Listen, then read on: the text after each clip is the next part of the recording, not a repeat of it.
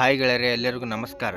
IPL 2025 CSK ವಿರುದ್ಧ RCB ತಂಡಕ್ಕೆ star bowler entry ಮತ್ತು RCBಗೆ ಈ ಸ್ಟಾರ್ ಆಟಗಾರ ಬಂದರೆ RCBಯಿಂದ ಯಾರು ಹೊರಗೆ, ಹಾಗಾದರೆ ಸುದ್ದಿಯ ಸಂಪೂರ್ಣ ಮಾಹಿತಿ ಏನು, ಹೀಗೆ ಇದರೆಲ್ಲದರ ಬಗ್ಗೆ ಈ ವಿಡಿಯೋದಲ್ಲಿ ಸಂಪೂರ್ಣವಾಗಿ ತಿಳಿಸಿಕೊಡುತ್ತೇನೆ.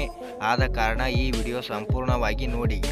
ಆದರೆ ಅದಕ್ಕೂ ಮುನ್ನ ನೀವು RCB ಅಭಿಮಾನಿಗಳಾಗಿ ಈ ವಿಡಿಯೋ ನೋಡುತ್ತಿದ್ದರೆ ಈ ವಿಡಿಯೋಕ್ಕೊಂದು ಲೈಕ್ ಮಾಡಿ ಮತ್ತು ಇಂಥ ಹೊಸ ಅಪ್ಡೇಟ್ಗಳಿಗಾಗಿ ನಮ್ಮ ಚಾನಲನ್ನು ಸಬ್ಸ್ಕ್ರೈಬ್ ಮಾಡಿ.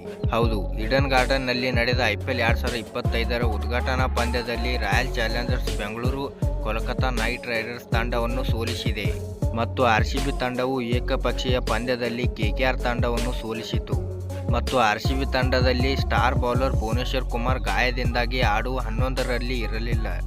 ಇನ್ನೊಂದು ವಿಷಯ ಏನೆಂದರೆ RCB ಅಭಿಮಾನಿಗಳಿಗೆ ದೊಡ್ಡ ಗುಡ್ ನ್ಯೂಸ್ ಬಂದಿದೆ. ಹಾಗಾದರೆ ಅದು ಏನೆಂದರೆ IPL 2025 RCB ವರ್ಸಸ್ CSK ಪಂದ್ಯದ ವೇಳೆ ಭುವನೇಶ್ವರ್ ಕುಮಾರ್ CSK ವಿರುದ್ಧ ಮುಂದಿನ ಪಂದ್ಯಕ್ಕೆ ಫಿಟ್ ಆಗುವ ಸಾಧ್ಯತೆ ಇದೆ ಎಂದಿದ್ದಾರೆ.